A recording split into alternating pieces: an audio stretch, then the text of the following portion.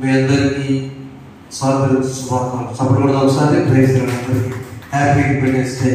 స్తోత్రం చెల్లితుము, స్తుతి స్తోత్రం చెల్లితుము, యేసు నాథుని మేలును తలచి స్తోత్రం చెల్లితుము,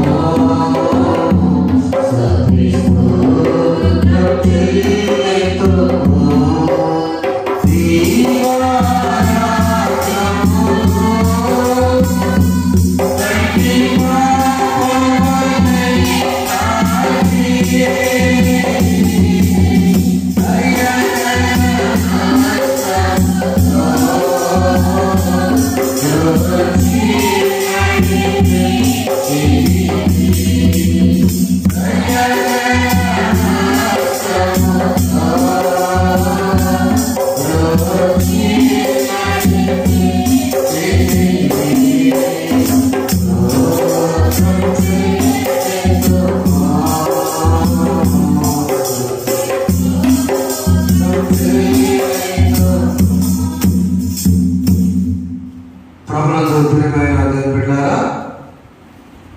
మన రక్షకులను ప్రభువైన యేసుక్రీస్తు నామములో దేవాలయంలో చేరిన బిడ్డలకు, వాక్యం ఎంతగా ఆలకిస్తున్న వారికి, మీడియాలో చూస్తున్న వారికి 78వ స్వాతంత్ర దినోత్సవ శుభాకాంక్షలు తెలియజేస్తున్న ప్రైజ్ లార్డ్. దేవుని స్తోత్రం. హల్లెలూయా. వందనాలు. స్వాతంత్రం అనే మాటకు అర్థం ఇండిపెండెన్స్, అనగా నాట్ డిపెండింగ్ ఆన్ ఎనీబడి, ఎవరిపైన ఆధారపడకుండా, ఏ దేశం పైన, ఏ నాయకుల పైన, ఇతర దేశాల నుంచి మా దేశాన్ని పరిపాలిస్తున్న సమయంలో ఎంత వేదనకరమో, అలాంటి పరిస్థితుల నుంచి 1947వ సంవత్సరం ఆగస్టు మాసం 14వ తేదీ అర్ధరాత్రి మా దేశాన్ని నుంచి విడిచిపెట్టండి, మేము వెళతామని ఆ లెటర్, ఆ బిల్ ఓకే అయిన తర్వాత అర్ధరాత్రి సమయంలో మన వాళ్ళు వెళ్ళి ఒక జెండా వీటినే బాధి అక్కడ భవనం మీద 3 రంగుల జెండా ఎగరవేశారు. మొదటి రంగు కాషాయం, అది త్యాగానికి సంతోషం, చాలా మంది ప్రాణాలను కోల్పోయారు. రెండవ రంగు తెలుపు, శాంతికి అర్థం, దేశంలో శాంతి ఉండాలి, ఆ బ్రిటిష్ పరిపాలన వెళ్ళిపోయింది కాబట్టి అని. మూడవ రంగు ఆకుపచ్చ, చూస్తారు కదా. మొదటిది కాషాయం, త్యాగం. రెండవ శాంతి, కనుక సమాధాన శాంతిగా అందరూ అన్నదమ్ములుగా మత సామరస్యం లేకుండా అందరూ కలిసి ఉందాం. మూడవది గ్రీన్, సస్యశ్యామలంగా, భారతదేశం ఎక్కువ రైతులతో ఉన్నది, మన పరిశ్రమల్లో ఎక్కువ రైతులే, కనుక ఈ 3 రంగుల జెండాను మన రాష్ట్రంలో, ఆంధ్ర రాష్ట్రంలో పింగళి వెంకయ్య గారు మచిలీపట్నం నుంచి ఈ జెండా ఒక్కదాన్ని కనుగొన్నారు. మధ్యలో అశోక చక్రం 24 ఉంటాయి. అదేంటంటే సామాజిక సేవ, అశోక చెట్లు నాటించని చదువుకుంటాం, కానీ ఎవరి స్థాయిలో వారు మీ పరిసరాలు మీరు శుభ్రం చేసుకోవాలి. మీ ఇంటి మీదే కావచ్చు, కానీ బాధ్యత మీరు జాగ్రత్తగా వచ్చిన కూడా మీ బాధ్యత, ఇతరులకు ఆటంగా ఉంచకూడదు అనేటువంటి అశోకుడు ఆ నాటకం చేసింది. కాబట్టి మధ్యలో చక్రం అశోక చక్రం. ఇది మతపరంగా వచ్చినప్పుడు కాషాయం హైందవ సాదృశ్యం, తెలుగు క్రైస్తవ సాదృశ్యం, ఆకుపచ్చ ముస్లిం సాదృశ్యం. It is a democratical country and also without irrespective of the religion and creed and the cost. కులం, మతం విచక్షణ లేకుండా భారతదేశం అందరూ సమానమైనటువంటి ఈ 3 మతాలు చెప్పినట్లని మీకు తెలియజేస్తూ ఉన్నాను. ఉదయకాలం అమ్మగారు ఆల్రెడీ మాట్లాడారు. 40 సార్లు అనౌన్స్మెంట్ ద్వారా చాలా మంది వచ్చారు, పెద్దవారు వచ్చారు, వారందరూ నేను వందనాలు తెలియజేస్తున్నాను. ఎందుకంటే మొట్టమొదటిగా చర్చి దగ్గర జెండా ఎగరవేయమని మరి అధికారులు పంపించారు. చర్చ్ ప్రెసిడెంట్ గారు అందరూ ప్రతి చర్చి దగ్గర, ఇది మన దేశం, భారతదేశం కాబట్టి ప్రతి దేవాలయం మనం దేశాన్ని గౌరవించాలని అందరు చేసిన అందరు లేచి నిలబడి ఒకసారి మనం సెల్యూట్ చేసి దేశాన్ని అందరూ లేచి నిలబడడం వల్ల ఒకసారి అందరూ లేచి నిలబడి మన దేశాన్ని గౌరవిస్తూ సెల్యూట్ చేసి చిన్న ప్రార్థన చేసుకుందాం. అందరూ కూడా సెల్యూట్, దేశంతో ప్రార్థన అందరం సెల్యూట్ చేద్దాం. మన దేశ వీరులు ప్రపంచంలో చనిపోయారు చాలా మంది. మన దేశం కోసం ప్రార్థన చేద్దాం. చిన్న ప్రార్థన చేసుకుందాం. పాస్టర్ గారు వచ్చి ప్రార్థన చేస్తారు. వందే మాతరం వందే మాతరం సుజనా సుఫలా మలయజ సీతలా సస్యశ్యామలా మాతరం వందే మాతరం. ప్రార్థన చేసి దేశం కోసం ప్రార్థన చేయాలి. ఇంత సహోదరి చేసే దాని మన దేశ సరిహద్దుల్లో మిలిటరీ వారు పనిచేసి నిద్రపోకుండా మన కోసం కాపాడాలి. పైన విమానాశ్ర వైమానిక దళం పనిచేస్తుంది. నౌకలు ఓడలు లోపల నీళ్ళలో ఉండి పనిచేస్తున్నారు మన కోసం, ప్రాణాత్యాగం చేసి. అలాగే దేశ పరిపాలకుల కోసం చిన్న ప్రార్థన అందరూ చేద్దాం. దయచేసి బయట ఉన్న వారు లేచి నిలబడి, బిడ్డలు చూసిన వారు లేచి దేశాన్ని గౌరవిస్తూ లేచి నిలబడి మొదలుపెడుతున్నారు. ప్రార్థన చేస్తాం.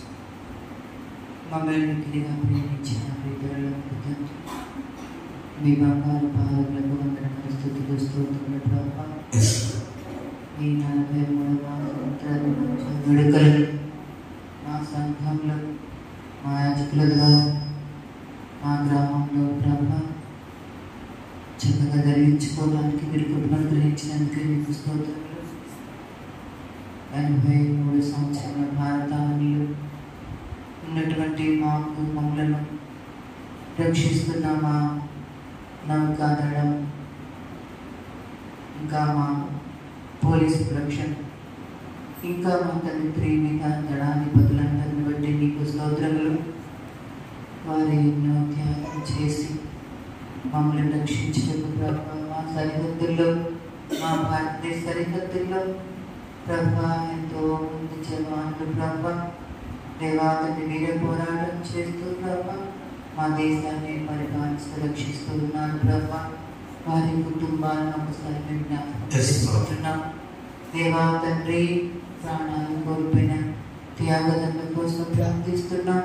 వారి కుటుంబాలను మీరు దీవించండి, వారి భార్య బిడ్డలు మీరు దీవించమని ప్రార్థిస్తున్నాం దేవా. తండ్రి మా భారతదేశాన్ని పరిపాలించి అధిపతులందరిని బట్టి ప్రార్థిస్తున్నాం. న్యాయమైన పరిపాలన చేయటం, తగిన జ్ఞానాన్ని అనుగ్రహించమని ప్రార్థిస్తున్నాం. సర్వ సైన్యాధిపతి మీకు వందనములు తండ్రి. మీ సృష్టి ప్రభా దేవా. 83 సంవత్సరములు కాపాడారు తండ్రి. ఈ సంవత్సరం కూడా ప్రభా శాంతి భద్రతలతో ప్రభా మా పరిపాలకులు చక్కగా ప్రభా దేవా పరిపాలించిన పరిపాలన దక్షతను వారికి అనుగ్రహించమని మేము కూడా ప్రభా మా వంతు కర్తవ్యాన్ని మేము చేసి ప్రభా దేవాతని మా దేశ అభివృద్ధికి పాటుపడే బిడ్డలుగా మమ్మల్ని దీవించి ఆశీర్వదించమని నజరేయుడైన యేసుక్రీస్తు నామములో అడిగి వేడుకొని ప్రార్థిస్తున్నాము తండ్రి. ఆమేన్. దయచేసి కూర్చుందాం. Thank you all. థ్యాంక్స్ గారు. 1947వ సంవత్సరం నుంచి నేటి వరకు 77 సంవత్సరాలు. 78 చేసుకుంటామంటే ఆ మొదటి రోజులో జెండా వేశారు కదమ్మా, దాన్ని బట్టి 70 చేసుకున్నట్టు లెక్క. సంపూర్తి అయితే 77 సంవత్సరాలు. Okay right. అయితే దేవుని బిడ్డలుగా మనమేం చేయాలంటే చూసినప్పుడు సామెతల గ్రంథం 13వ అధ్యాయము మొదటి వచనాన్ని ఒకసారి చూడండి. తండ్రి శిక్షించిన కుమారుడు జ్ఞానము గలవాడు అగును. చాలు. ఎప్పుడైతే తండ్రి కుమారుడు శిక్షిస్తే జ్ఞానంగా ఉంటాడు. 9వ వచనము నీతిమంతుల వెలుగు తేజరిల్లును. చాలండి. ప్రియమైన బిడ్డలారా, ఈ రోజున ఎప్పుడో 70 20 సంవత్సరాల క్రితం కాకముందు 1942లో క్విట్ ఇండియా ఉద్యమం. ఎందుకు ఈరోజు స్వతంత్రం అంటే ఇంటికి ఉదయం రాలేదు. మీరు వచ్చే సంవత్సరం గురువారం ఉండదుగా, శుక్రవారం ఉంటుంది. కనుక స్వతంత్రం గురించి మాట్లాడుకోవాలి లేదా? మాట్లాడుకునే అవకాశం టీవీలో వినవచ్చు, వినకపోవచ్చు. అవునా? దేవుని సన్నిధిలో ఉండి వాక్యపరంగా స్వాతంత్రం అంటే తెలుసుకోవటం మనకు ఆశీర్వాదకరం. 9వ వచనం చదివితే, నీతిమంతులు నా వెలుగు తేజరిల్లును. నీతిమంతులు ఎప్పుడు తేజరిల్లుతారు అంటే ఒక రోజు కాదు, ఒక సంవత్సరం కాదు. అందుకని ఎలాంటి నీతిమంతులు జ్ఞాపకం చేసుకోవటం మనకి ఆశయం. ఎవరు నీతిమంతులు? ఒక కుటుంబం కోసం, ఒక గ్రామం కోసం, ఒక రాష్ట్రం కోసం, ఒక దేశం కోసం, అవసరమైన ప్రపంచం కోసం త్యాగం చేసినటువంటి మహాత్ముడు. ప్రపంచం కోసం త్యాగం చేసిన వ్యక్తి. ఈ స్వాతంత్రం రాకముందే 2000 సంవత్సరాల క్రితం ఒకే ఒక వ్యక్తి అన్ని దేశాల కోసం ప్రాణం పెట్టాడు. ఆయన ప్రభు అయినా యేసుప్రభు. ఒకసారి ఆయన ఏం చేశాడంటే, ఆయన చేసిన కార్యం ఏమనగా పాపపు సంఖ్యల నుంచి బయటపడేశాడు. స్వాతంత్రం అంటే దాస్యము నుంచి బయటపడ్డారు. గలతీ పత్రిక 5వ అధ్యాయం 1వ వచనం చదవండి. అపొస్తలుడైన పౌలు గలతీ రాసిన పత్రిక 5వ అధ్యాయం 1వ వచనం. స్వాతంత్రము అనగా ఇండిపెండెన్స్. సహోదరులారా, గలతీ 5:1 ఈ స్వాతంత్రము అనుగ్రహించి క్రీస్తు మనలను స్వతంత్రంగా చేసినాడు.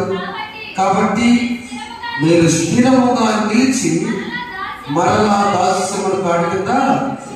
భారతదేశానికి స్వాతంత్రం వచ్చి బ్రిటిష్ వారిని పంపించిన తర్వాత మాకు వెళ్ళొద్దు, ఆయన కిందే బాగుందంటే కరెక్టా? నువ్వు దాసుడువా, కుమారుడువా? Or servant or son? రెండే మాట. దాసులు అయితే ఎప్పుడు కూడా బానిస ఉండటానికే ఇష్టపడు. ఐగుప్తీయులు కూడా వారు ఎప్పుడు బానిసలుగా 400 సంవత్సరాలు మంచి బ్రతికిన ఇశ్రాయేలు యాకోబు సంతానం ఒక్కడెళ్ళాడు యోసేపు అని. వీళ్ళందరూ బ్రతుకులేక అక్కడికి వెళ్ళారు. యోసేపు బాగా దీవించబడ్డాడు, ఆయన ఉద్యోగం బాగుంది. అక్కడి నుంచి వాళ్ళంతా బానిసలు అయిపోయారు, దాసులు అయిపోయారు, పశువులకు పనిచేసి. పిరమిడ్లు కట్టినటువంటి ప్రపంచంలో వింతలు 7 వింతల్లో ఒక వింత ఐగుప్తు సమాధులు. ఆ సమాధులు కట్టడానికి వారి శారీరక చాకరితో వచ్చింది. వాళ్ళ కాలంలో వెళ్తే అమ్మగారు లేరు, మా అమ్మగారు, మా తల్లిగారు కూడా. మా అమ్మగారి గురించి నేను చెప్తుంటాను కానీ ప్రతిరోజు మెడికల్ కోసం ప్రార్థన చేస్తాను. ప్రతిరోజు ప్రతి ప్రార్థన మిలిటరీ అంటే. ఎందుకంటే ఆ మిలిటరీలో ఉన్నప్పుడు ఇక్కడ కుటుంబాలు ఎలా ఉన్నాయో అమ్మగారికి తెలుసు. వస్తారో రాలో గ్యారెంటీ లేదు, ఫోన్ లేవు, సెల్ ఫోన్ లేదు. ఉత్తరం వస్తే బతికినట్టు లేదు. ఆ ఉత్తరం రావడానికి 2 నెలలు పట్టింది. మనం నడిచేస్తే హెడ్ ఆఫీస్కి వెళ్ళి వాళ్ళ జాతర 2 రోజులు పెట్టిపోయాడు. అలాంటి పరిస్థితుల్లో దేవా దేశం కోసం మనం ప్రార్థిస్తున్నారు. అయితే ప్రభు చెప్పిందంటే ఈ స్వాతంత్ర్యం గురించి క్రీస్తు మనను స్వతంత్రం చేసి ఆయన ఐగుప్తు దాస్యంలో పాపపు కాడి కింద మీరు వద్దు, మీరు నా కుమారులు అంటారు. నేను త్యాగం చేశానంటున్నాడు. అయితే క్రమంగా స్థిరపరచబడి మీరు కరెక్ట్గా నిలిచి మరలా దాస్యమైన కాడి కిందకి వెళ్ళబాకండి. డాక్టర్ బిఆర్ అంబేద్కర్ గారు 1950 సంవత్సరం జనవరి 20వ తేదీన ఈ రాజ్యాంగాన్ని బాబు మనంతా జాగ్రత్తగా క్రమంగా ఉందాం, మనం పరిపాలించుకుందాం. కానీ క్రమం, చట్టం, న్యాయం ఉండాలి. న్యాయం అంటే న్యాయం గెలవాల్సిన న్యాయం గెలాలి, అన్యాయం చేయకూడదు. అలాగే చట్టం అంటే ఏదైనా తప్పు చేసి శిక్షించాలి. తండ్రి శిక్షించకపోతే ఆ కుర్రవాడు దెబ్బతిరిపోతాడు. అలాగే దేశంలో మన దేశమైనా కూడా మన శిక్షలు తప్పదు. మన సొంతమైనా కూడా రోడ్డు కరెక్ట్గా ఎడపడతా నడవాలి, నిలబడతా వెళ్తే యాక్సిడెంట్లు అవుతాయి అని ఒక క్రమం చేసుకొచ్చాడు. అయితే ప్రభు ఎప్పుడో చెప్పారు ఈ మాట, ఏం చెప్పాడు ప్రభు? మీరు స్థిరులై జాగ్రత్తగా ఉండండి. మిమ్మల్ని వల్ల స్వాతంత్రం అనగా సంఖ్యలు తెగిపోవుట. పౌలు శీలు సంఖ్యలు తెగిపోయినాయి. వారికి స్వాతంత్రం వచ్చింది. ఎందుకు స్వాతంత్రం వచ్చింది? పారిపోవటానికి. కానీ వాళ్ళు పారిపోయారా? ఖైదీలు పెట్టిపోయారా? ఖైదీలు పడితే బైబిల్ గ్రంథం బట్టి అపొస్తలుల 16వ అధ్యాయంలో అప్పుడు ఎప్పుడైతే వారు పాటలు పాడగానే పౌలు శీలను బంధించి చెరసాలలో వేసిన పాటలతో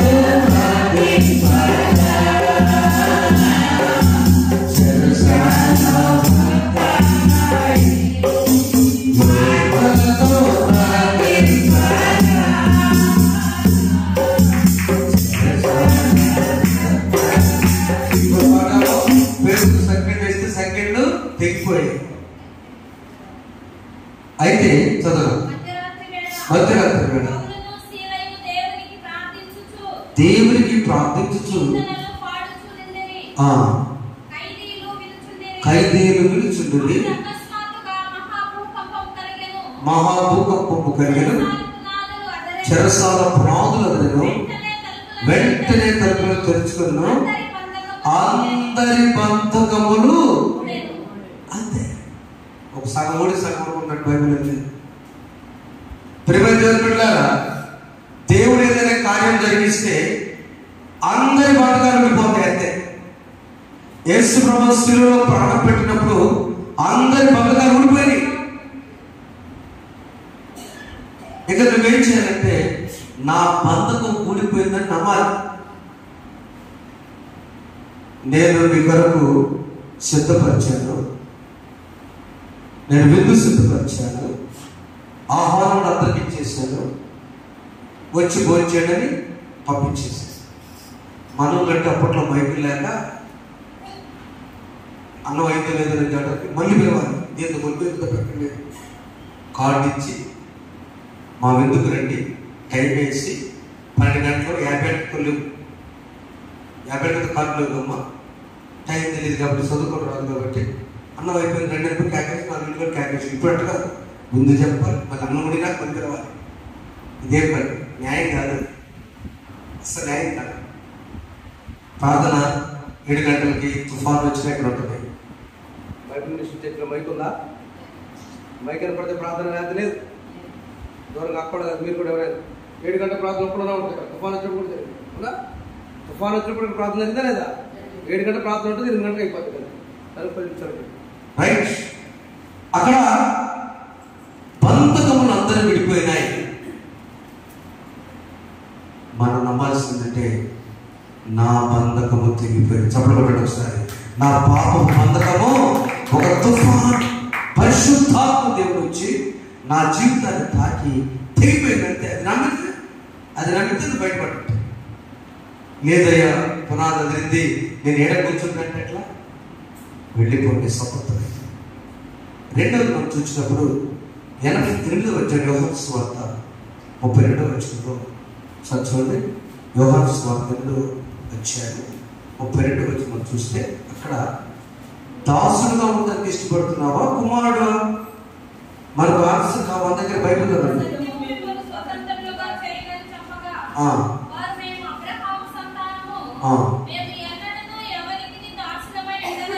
మేము అబ్రహాము సంతానము, మేము ఉన్నడు ఎవరికి దాసులమై ఉండలేదే, మీరు అంతే. అసలు పైన 37 కూడా చదువుతాయి. కాబట్టి యేసు తన నమ్మిన యూదులతో అందరూ చదవండి, మీరు నా వాక్యమును నిలిచిన వారైతే నిజంగా నాకు శిష్యులైంది సత్యమును గ్రహించెదరు, అప్పుడు సత్యం మిమ్మలను స్వాతంత్రంగా. ఇది సీక్రెట్. నేను దాసుగానే ఉంటానంటే నీ బాధలు పడితే. ఆగస్టు 15వ తేదీ ఈ రోజున జైళ్ళన్నింటిలో వాళ్ళ తెలియకుండా మంచి ప్రవర్తన వేసిన వాళ్ళని రిలీజ్ చేస్తారు. పండగ ఒకసారి రిలీజ్ చేస్తారు.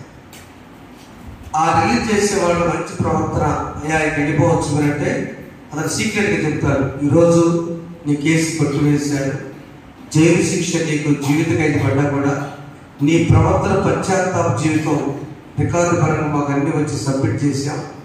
ఆ సబ్మిట్ చేసినప్పుడు నీకు శిక్ష లేదు, వెళ్ళిపోవచ్చు అంటే సంతోషంగా ఆయన వెళ్ళిపోయి కుటుంబంతో ఉంటాడు. నేను ఎలా ఉంటాను అనుకో నీ కర్మ జీవితాంతం ఎడ ఉంటాను అంటాడు. అంతే కదా, అవునండి? నేను ఎలా అనుకో ఇక్కడ ఉంటే నీ కర్మ నువ్వు స్వతంత్రం చేశాడు. నీ ప్రవర్తన బట్టి నువ్వు చాలా డిసిప్లిన్ ఉన్నాని పంపించేసి వద్దు, నేను పిలిపినట్టు ఎవరైనా ఇచ్చేయండి. యేసు ప్రభు చెప్తున్న మాటనే. అయ్యో ఖైదీలు, కడుగట్టిన ఖైదీలు, అపొస్తలులు చేరిన ప్రార్థన పాటల వల్ల వాళ్ళు మారిపోయారు. వాళ్ళు మారిపోయిన ప్రార్థన సోదర చేశారు. హృదయ ప్రార్థన వల్ల కదా గొప్ప కార్యం జరిగినాయి. పుత్రుల దైవంగా స్వస్థపడి ఖైదీలు మారారు, జైలులు మారారు. ఇంత మాటలు కాదంటే వారు సత్యాన్ని గ్రహించారు. మీరు నా వాక్యమందు నిలిచిన వారు స్థిరులుగా ఉంటాం. మీరు కొంచెం అర్థం చేసుకోండి. స్వాతంత్రం వచ్చింది మనకి, పాపము లేదు, పరిశుద్ధంగా దేవుడు చేశాడు.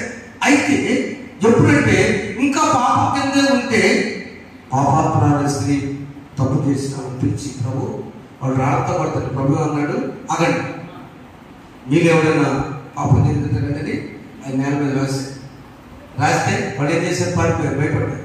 అవునా? భయపడి ఏంటి రాస్తారంటే మీలో ఎవరు తప్పు చేయకుండా అర్థం చేస్తుందా అని ఆమె సమ్మ ఇక్కడ పాపము ఈ సముద్రాలకు వెళ్ళిపో. No repeat. తిరిగి పాపము దాస్యం కింద మనం వెళ్తే ఇంకా నాకు అదే జీవితం బాగుందంటే చాలా భయపడి చక్కగా కడిగి సింహాసనం కూర్చోబెడితే మురుగు నీళ్ళు తోడుగానే గబుక్కలే దూకింది. ఎందుకు? పందికి మంచి నీళ్ళ దగ్గర ఉండడం ఇష్టం, కానీ గొర్రె లేకుంటే శాంతికరమైన జలం వద్ద అవి చక్కగా కడుక్కుంటాయి. ఏ తాగుతాయి? మురుగులు తాగుతాయా? ఏ గొర్రెలైన మురుగులు తాగుతాయా? కానీ పంది మాత్రం కమ్మ బురద, అసలు ఏసీలో కొనుక్కట్టు కానీ. ఎందుకు? దాని నైజం దాస్యము కాడి కింద పాపం చేసి మన పరిశుద్ధ దేవాలయం ఉంటూ క్రైస్తవులైన దేవుని ప్రభావం జరిగింది. మనము మరలా పాపం అంటే అంటే అదే జీవితం మళ్ళీ గడుపుకోవటం, మళ్ళీ పొద్దున్నే మురుగుంటున్నాం కంటే. నో, ఈ సంవత్సరం నుంచి 77 అనే సంఖ్య, 77 సంవత్సరాలు నిండిపోయిన తరువాత ఈరోజు ప్రభు సన్నిధిలో మనం నిలబడే అవకాశం దేవుడు ఇచ్చినందుకు మనం ఏమి చేయాలంటే, దేవా నన్ను పాపపు కాడి కింద ఆ దాసులుగా నేను కుమారుడుగా ఉంటాను. కానీ ఒక ఆయన అన్నాడు, కుమారుడుగా ఉండి వెళ్ళి తప్పిపోయిన కుమారుడు ఏమన్నాడు, నేను వెళ్ళి మా నాన్నగారి దగ్గర దాసులుగా పనిచేస్తాను. అవునా? పరివారిగా ఉంటానన్నాడు. నేను అప్పుడు కుమారుడిని, ఇప్పుడు నేను తెలుసుకున్న తర్వాత మా నాన్నగారి దగ్గర అర్హత లేదంటే తండ్రి ఏం చేశాడంటే, నా కుమారుడా రమ్ము, ప్రశస్తమైన వస్త్రములు కడిగి ముందు స్నానం, 2 వస్త్రాలు, 3 రింగు, 4 పాప హరియాలకు వదిలించబడిన గొర్రె పిల్ల రక్తం. అప్పుడు నీవు పాప జీవితానికి నా దగ్గర నుంచి దూరమై ఇప్పుడు నువ్వు పనివాడుకుంటున్నావు. నేనెప్పుడు నిన్ను పనివాడిగా చూడని. తండ్రి శిక్షించని కుమారుడు అంటాడు. తండ్రి శిక్షిస్తే, తండ్రి తను నష్టపోయిన తర్వాత తండ్రి వెళ్ళి అతను తీసుకురాగలడు. తండ్రి తీసుకొచ్చి మళ్ళీ మీరు కూడా మీ బిడ్డలే చేస్తాను వేసి డబ్బులు కడతారు. మా ఒక అబ్బాయి అన్నాడు, ఎప్పుడు కారు గుద్దుతూ ఉంటాడు. వాళ్ళ నాన్నగారు గుద్ది తీసుకొస్తాడు, డబ్బులు కట్టి తీసుకొస్తాడు. వాడు ఫ్రెండ్స్ చెప్తాడంట, నేను గుద్దితే ఎవరా మా డాడీ కట్టేస్తాడు. మధ్యలో తల్లి చనిపోయింది తర్వాత ఆయన అన్నాడు, నేను కూడా చనిపోతే నీకు దిక్కెవరు లేరురా, డబ్బులు కట్టేవాళ్ళు ఉండదు, నీ ప్రాణాలు కూడా హాని. తెలుసుకున్నాడు, పెద్దవాడే చక్కగా డాక్టర్ చదువుకున్నాడు. దేవుళ్ళు బాగుంది, తెలుసుకుంటున్నాడు. హల్లెలూయా. తెలుసుకోవడం ఇంపార్టెంట్. పాపము దాస్యపు కాడి కింద ఉండకుండా అది సర్వే ఈ రాత్రికాలం తెలుసుకుంటే అది ఒక్క మాట చెప్పినట్టు ముగించి వేస్తాను. చూడండి ఒకసారి ఆదికాండం 1:10 దాస్యమా లేదా స్వతంత్రాలువా? ఆదికాండం 1:10 హాగరు విషయంలో కూడా అదే మాట ఒకసారి అంటే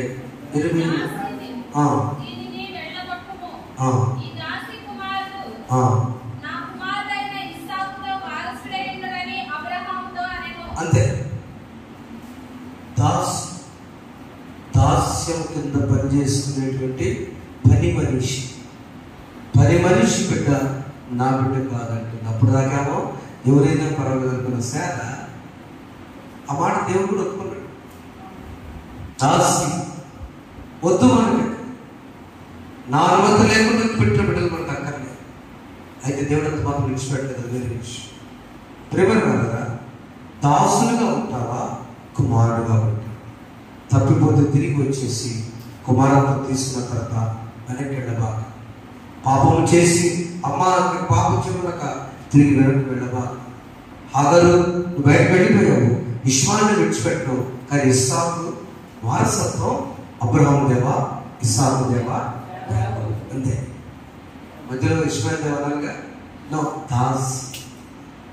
మన వరకు మన జీవితాలు పాపం ఉన్నంతసేపు దావీదు తన హృదయంలో పాపం ఉన్నంతసేపు మందిరం వెళ్దాం అనుకున్నాడు. నో, నువ్వు నా ఫ్రెండ్ కావచ్చు, నేను మాత్రం నీ ద్వారా మందిరం నీ కోరిక మాత్రం చేస్తాను. నీ కుమారుడు సొలొమోను గారు కట్టిస్తాను. దాస్ పూచి, పాప పూచి ప్రభుకి ఇష్టము కాదు. కానీ ఒకసారి పశ్చాత్తాపించిన తర్వాత పాపము నుంచి బయటపడిన తర్వాత మనం ఏంటంటే వాక్యమందు నిలిచిన వారమై ఉండాలి, స్థిరత్వం ఉండాలి. రెండవది ఆయన శిష్యులుగా ఉండాలి. మూడవది ఆయన సహోదరులుగా ఉండాలి. నాతో పుట్టిన వారసు అన్నట్టు ప్రభు కనుక మనం తెలుసుకున్నాం. దేవా, నేను కొడుకున దాసుడు, కుమారుడున దాసు, కుమార్తెన దాసు. నీ రక్తం చేత కడబడి నేను ఇక నుంచి నీ బిడ్డ సత్యములను స్వతంత్రంగా చేయను. ఈ స్వాతంత్ర దినోత్సవ సందర్భంగా మనం నేర్చుకుంటే ఈ మాటలు, దేవా, నేను ఏ పాపపు సంఖ్యతో ఉన్నానో ఒక బలమైన గాలి వచ్చి అక్కడ చెరసాల పునాదులు కదిలించినట్టుగా నా పునాదులు కదిలించిన ఆయన అని ప్రార్థించాను. ఏ సంఖ్య నన్ను యాతనని నేను స్థుతించలేకపోతున్నాయి. ఏ ఇంతకాలం నీ పాసాదానికి రాలేకుండా కాళ్ళని కట్టివేస్తున్నాయి. ఏ ఆలోచన టెన్షన్స్ నీ సరిది లేకుండా నన్ను చేస్తున్నాయి. వాటిని కట్ చేయి ప్రభు అని ఒంటరిగా ప్రార్థన చేస్తున్నాం. ఎప్పుడైతే ఒంటరిగా ప్రార్థన చేస్తున్నామో దేవుడు అద్భుతకాన్ని జరిపిస్తాడు. జైలు మధ్య విద్య చేసే రత్నరాజన్న నేను వందనాలు చెప్తున్నాను. మీకు తెలుసు, రత్నరాజన్న ఎప్పుడు జయించాడు. రత్నరాజు ఇవ్వటం, తమలో ప్రార్థన చేయడం, దేవుడు అనుగుణంగా మార్చుకోవడానికి చెప్పడం చేస్తుంటే ఎవరన్నా కూడా ఏం చెప్తారంటే, అన్న నేను చేయలేదు, ఆవేశంలో చేశాను. ఆవేశం కారణం తల్లి తండ్రి శిక్షించని కుమారుడు, తల్లి శిక్షించని కుమారుడు. ఎప్పుడైతే కొంతకాలం అతను వదిలేసింది, ఎలా చేస్తావు? తను మొదటి తప్పు చేసినప్పుడే నువ్వు అంతే శిక్ష పడితే రెండోసారి గతంలో చెప్పాను. స్కూల్లో ఒక్కసారి రిటీవ్లో కొట్టడం తెలిస్తే పొరపాటు జరిగితే ఆ మేడం దగ్గరికి వెళ్ళి మనం ఏదో మొక్క పెట్టి కొట్టేసేది తెలియదు. తనకు కూడా డాడీ వస్తాడు, కొట్టిన వాళ్ళని మళ్ళీ కొట్టేసింది, బారి పడేసింది. అంతకుముందు వాడు తప్పు చేద్దాన్ని కూడా కొట్టింది. సారీ వాడడానికి కూడా ఉంటాడు మన బొబ్బులు చిన్నపిల్ల. కానీ పొరపాటు చేసినప్పుడు డాడీ వస్తాడంటే వాడు పెద్ద క్రిమినల్ అయిపోయింది. కారణం మొదటి తప్పప్పుడే అక్కడే పాఠశాలనే శిక్షించాలి. అమ్మగారు ఒకసారి దేశ స్వాతంత్రం వచ్చిన రోజున బిడ్డలు పెంచడానికి కారణం మనమే, వాడు జైల్లో పెట్టడానికి కారణం తల్లిదండ్రులు అంతే. పాపం జీవితంలో పెట్టడానికి కారణము తల్లిదండ్రులు. సమాజం అవ్వద్దు, వారి స్నేహితులు కూడా అవ్వద్దు. కడిగి పెట్టుకుని ఒక నుంచి కొట్టాడు కదా, పోలీస్ స్టేషన్ పంపించేశారు. వాడు భయంకర కొట్టారు. తల్లిదండ్రులు అమ్మగారు ఏడుస్తుంది. అమ్మగారు కూడా ఎలా నచ్చారు కూడా వెళ్ళారు. కానీ వాళ్ళ నాన్నగారు అన్నట్టు కొట్టినా పడదని పట్టణంలో ఏడుస్తున్నారు. ఎందుకో తెలుసా? వాడు ఇంట్లో మాట్లాడారు, స్కూల్లో పంపిస్తే స్కూల్లో కూడా కొట్లాడారు. పోలీసు చక్కగా సెక్యూరిటీ కదా పేరు, క్రైస్తవ పేరు పెట్టుకున్నాడు, జ్యోతి బాబు. హిందువులు మారి వాళ్ళమ్మ ఆ పేరు పెట్టుకుంది. సెట్ అయిన తర్వాత ఉద్యోగం చేస్తాం. ఒకసారి గట్టి చెప్పడం, తండ్రి శిక్షించని కుమారుడు డేంజర్లో పడతాడు. తండ్రి శిక్షిస్తే కన్నీరు కొంచెం చెప్పే పాపపు సంఖ్యల నుంచి విడిపించబడి జ్ఞానవంతులుగా ఉండే ఈ స్వాతంత్ర దినం నుంచి ప్రతి కుటుంబంలో శాంతి, కుటుంబం కోసం త్యాగం, సస్యశ్యామలంగా నీ కుటుంబం ఉండడానికి ఈ 77వ సంవత్సరాన నా పార్టీ ఏంటి? పాపానికి దోసలనా? తండ్రిగా పాపం చేస్తూ కుటుంబాన్ని పోషించకుండా దోసలనా? తల్లిగా పాపం చేస్తూ దోసరాలనా? నా బిడ్డలు మెచ్చుకోవడం పోతే నేను కారణం దోసలనా? లేక ప్రభువుని బట్టి యువర్ ఆల్ మై చిల్డ్రన్, నేను కుమారుడనా? ఏది మన దగ్గరే ఉంది? Son or servant? తల వచ్చి ప్రార్థన చేస్తాను. ఇష్మాయేల్ వారి ఇస్సాకు దేవుడు అంటూ ఉన్నాడు, మీకు దాస్యపు సంఖ్యను వద్దుకున్నాడు. ప్రభు స్వతంత్ర దేశం కోసం ఇచ్చాడు. క్రమంగా ఉన్నాం, దేశంలో పరిపాలనలో సహకరించుకుంటూ వెళ్దాం. నీవు ఎలా క్రమంగా నీకు తెలుసు. నడకైనా, మాట అయినా, పని అయినా తెలిసి చేసేది అప్పుపోతుంది, తెలియ చేసే పొరపాటు. ప్రార్థన చేస్తున్నాం. నన్ను తీతుము చిన్న ప్రాయము సన్నతండగు నాయనాలెవు కన్న తండ్రి పదచునేను నిన్ను చేరితి నాయనా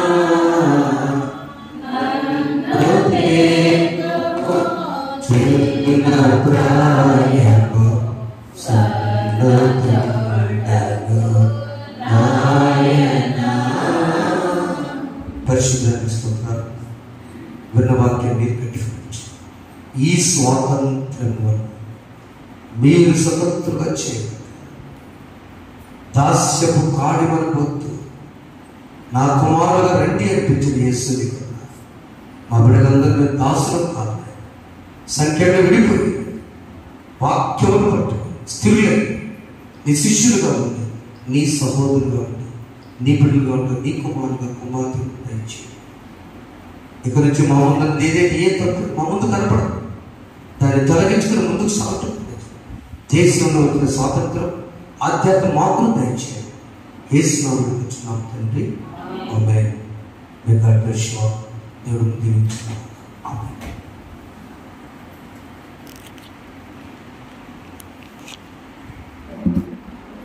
త్వరగా